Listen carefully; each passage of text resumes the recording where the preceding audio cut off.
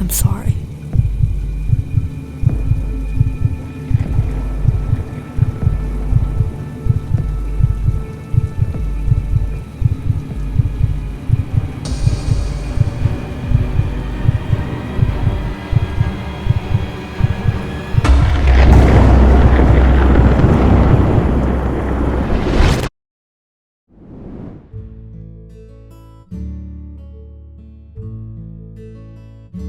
Samantha, it's late. Come on, turn off the lights and go to bed. Mom, can't we just keep the lights on? Huh, and who's gonna pay the bills, Missy?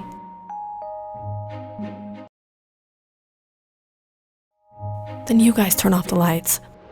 But wait, let me get into bed first, not before that. Samantha, what is it with you and your childish fears?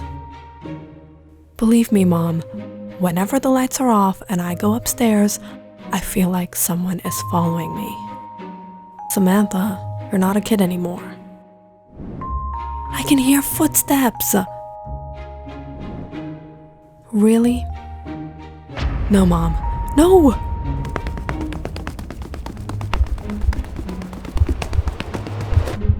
There's nothing there.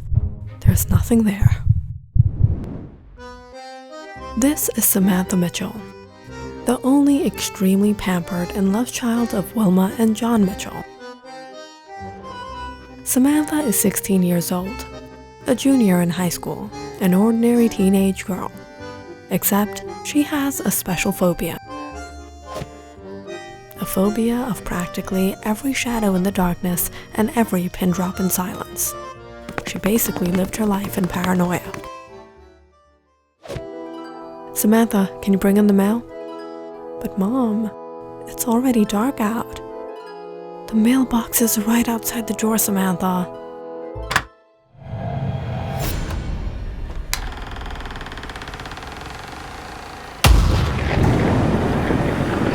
Mom, there's an intruder! What? It's just me.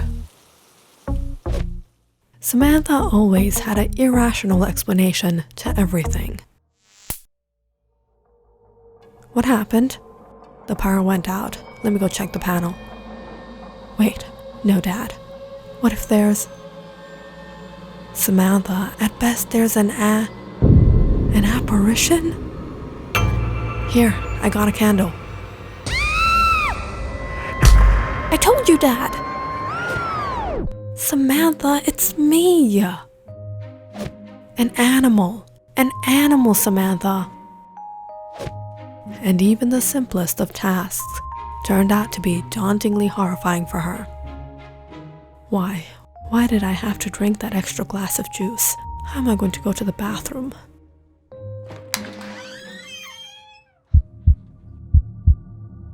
I'm brave.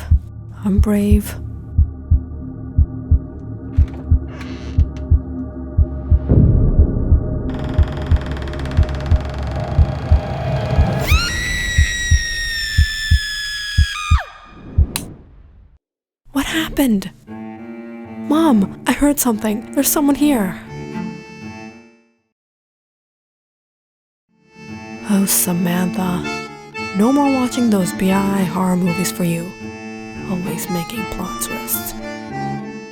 Mom, Dad, I'm saying the truth. Samantha's parents never believed her, but Samantha knew what she experienced couldn't be a mere coincidence. Because every night, she heard something very strange going on in the house. The piano? No, not again.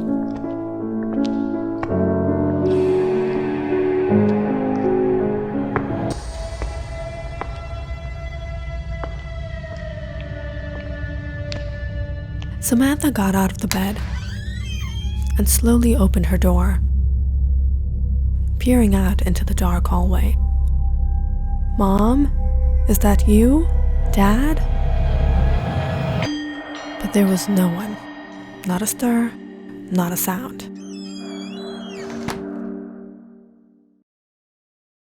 After a horrible night, Samantha woke up and trudged down the stairs to the kitchen. How do you guys get up so early after staying up so late? Who was up late? Your mother falls asleep as soon as she hits the bed. What? Then who was playing the piano? And who was walking in the hallway last night at 2? Must have been my ghost. I'm serious, Mom. Samantha, eat up. Your dad and I need to go out and run some errands. We got news your granny's really sick. We'll be over there this weekend. What? A trip to Granny's? No. You are going nowhere, Missy. You have your exams coming up. Only your dad and I are going. What? But Mom, how am I going to be all alone in this haunted house? First of all, this house isn't haunted. It's in your head. And if you're too scared, then why don't you call over Rachel to sleep over one night? I spoke to her mom. She won't say no. You guys can study together. Listening to her mom, Samantha gave it a thought and finally, sadly sighed. All right, Mom. I'll manage. Samantha was so upset and anxious, saying goodbye to her parents the next evening. Take care, okay? Everything's going to be fine. All right, Mom. She watched the car drive off and almost immediately ran inside and picked up the phone. Kevin, Mom and Dad left for my granny's this weekend. You can come over, Tiger, to stay the night.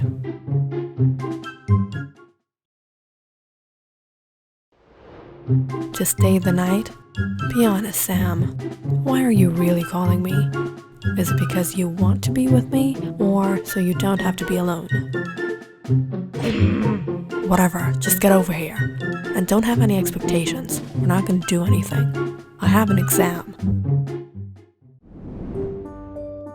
Kevin and Samantha have been dating for the past 2 years now. Though they used to go to the same school, Kevin was senior to her and was now in college. Around 8 p.m., Kevin reached Samantha's place. So what's your plans? There is no plan. I'm going to study. Then what am I going to do? Do whatever, watch a movie. Not a scary one. Despite expectations, the night was rather uneventful. Samantha was buried in her books while Kevin slouched on the couch watching BII.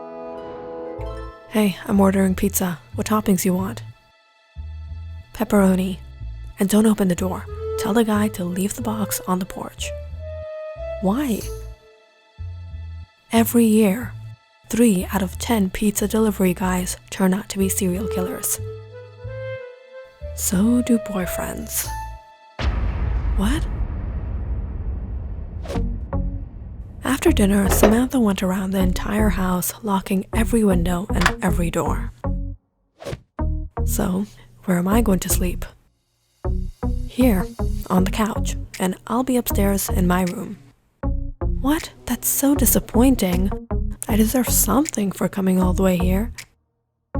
Now is not the time, Tiger, but maybe after my exams. That night, Samantha went to bed and fell sound asleep. And so did Kevin downstairs. But sometime in the middle of the night, Samantha woke up feeling a cool breeze. She squinted one of her eyes to check the window. It was closed.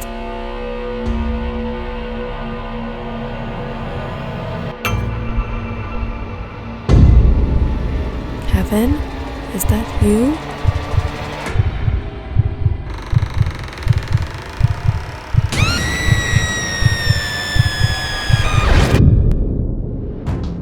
It was around 3 a.m. when Kevin woke up startled hearing Samantha scream. He immediately ran upstairs to her room to find her shivering under her blankets. What happened? There's someone in this room. I thought it was you, but believe me, Kevin, there was something watching me.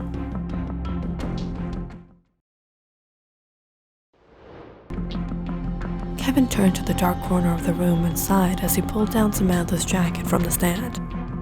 "It was your jacket, Samantha. It's just your paranoia. Calm down. This house isn't haunted.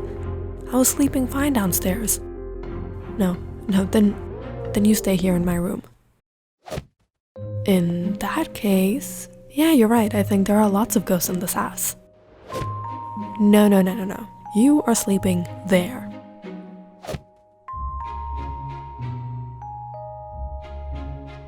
Kevin crouched onto Samantha's sofa as she finally fell asleep, feeling relieved.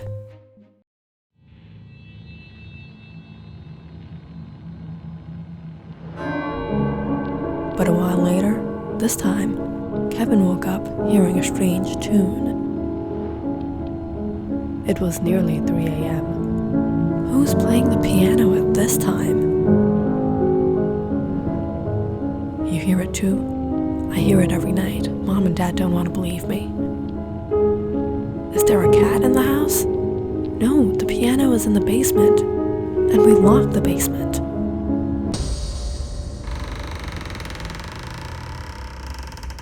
Kevin furrowed his brows as he started to hear the stairs creak outside, as if someone were walking upstairs. Are your mom and dad home? I doubt it's them. This is what I've been telling you. There's something in this house. Let's turn on the lights, Kevin. It doesn't happen when the lights are on. No, let me go check. What if there's someone in the house? And if not, how's that happening? As Kevin got up to check, Samantha caught hold of him. No, Kevin, don't go. You never know what's out there. I'll be fine, don't worry. Kevin opened the door and walked out into the dark hall. You're going to go in the dark? Yeah. Holding her bat and her flashlight, Samantha anxiously stood by the stairs as Kevin climbed down. He checked all the rooms downstairs. Everything was just how it was supposed to be. But as he walked towards the basement, he heard a slight noise. He was surprised to find the door unlocked. Didn't Samantha lock this door? As Kevin's eyes adjusted to the darkness, he spotted the piano to the corner. What is going on here?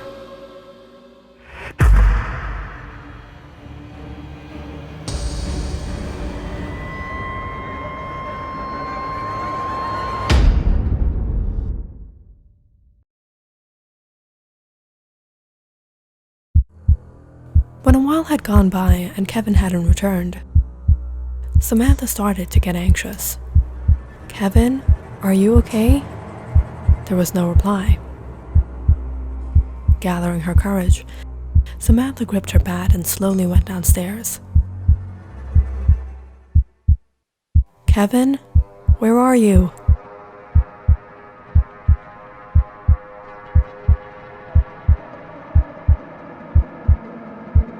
Samantha's heart raced as she stepped foot into the dark basement.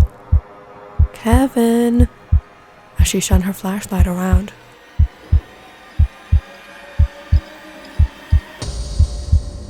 She froze, seeing Kevin unconscious on the ground, and her piano broken.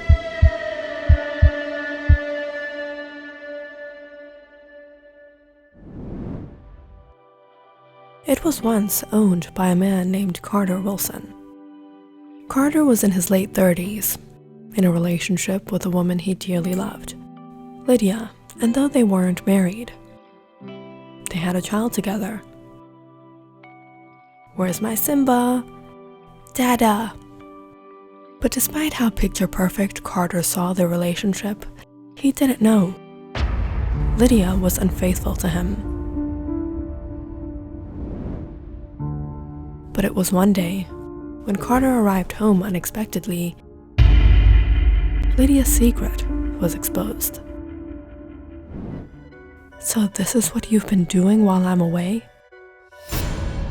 While our child is in the next room? I'm sorry, Carter. I can explain. There's nothing to explain. You're a cheater. A liar. In his rage and despair, Carter went to hit Lydia. But before he could, he felt a heavy hit on his own head.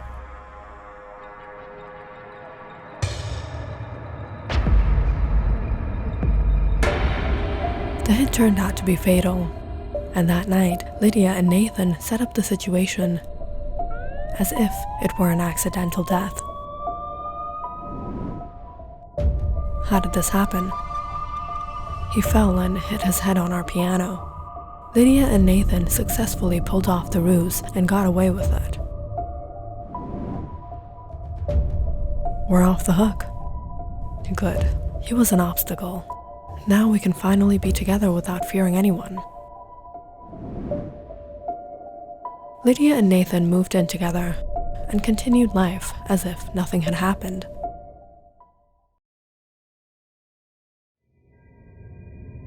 But it was then they started to notice strange things happen in the house.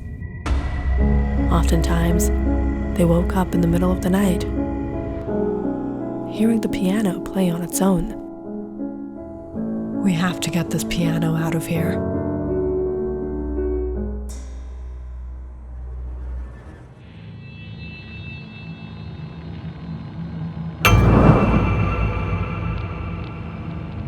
Nathan, are you there?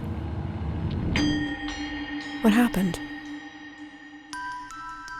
Now and then, they felt a strange presence lurking around them. But what frightened Lydia the most was her own child. Liam would play on his own, sometimes as if he were watching someone or trying to speak with someone.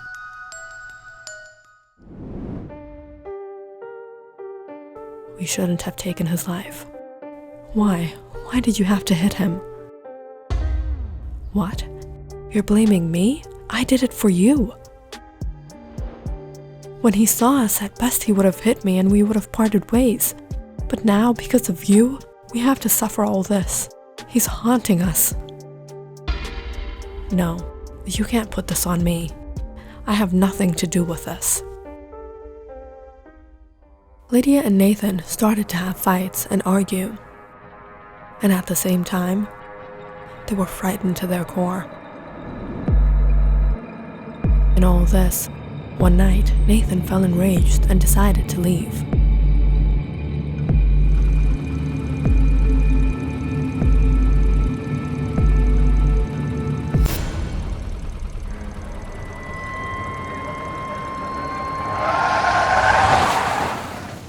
But that night was his last. He passed away from an accident. When Lydia got news of what happened, she was distraught in anxiety.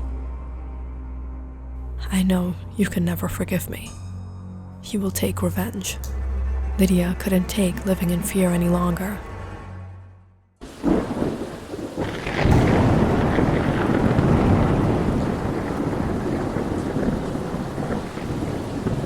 And one night, she decided to end her own life. I'm sorry.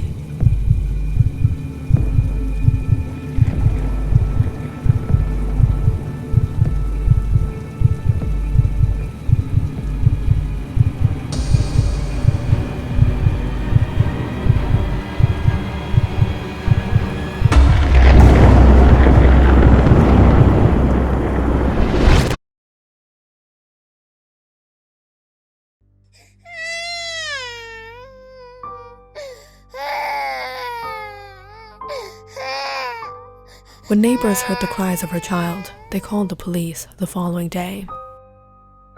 Authorities came to the conclusion she took her life in depression, having lost her fiancé and then her boyfriend one after the other. Liam was taken to an orphanage, and eventually, the possessions in the house were sold off in an auction. Samantha had always had a fascination with pianos, and it was on her birthday Mr. and Mrs. Mitchell surprised her with this one. They had the piano refurnished, and it was seemingly new, and they didn't tell her where it was from. Wow, this piano is beautiful. Samantha kept the piano in the basement, where time to time she played it herself, until she too started to notice strange things.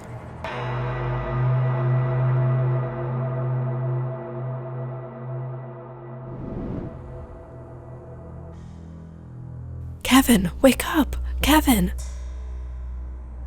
Kevin got up and looked around a bit dazed. Kevin, what happened? Did you see something? Did something happen? No, it was nothing. There was a mouse on the piano. I went to check it and I fell in the dark and it broke. I'm sorry. It's okay. At least you're fine. Let's go upstairs. It's getting late. You have an exam tomorrow.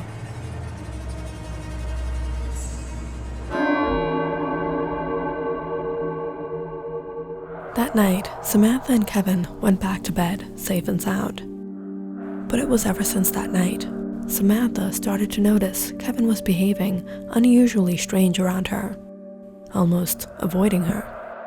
Is everything okay? Are you alright? I need to go. What happened with him?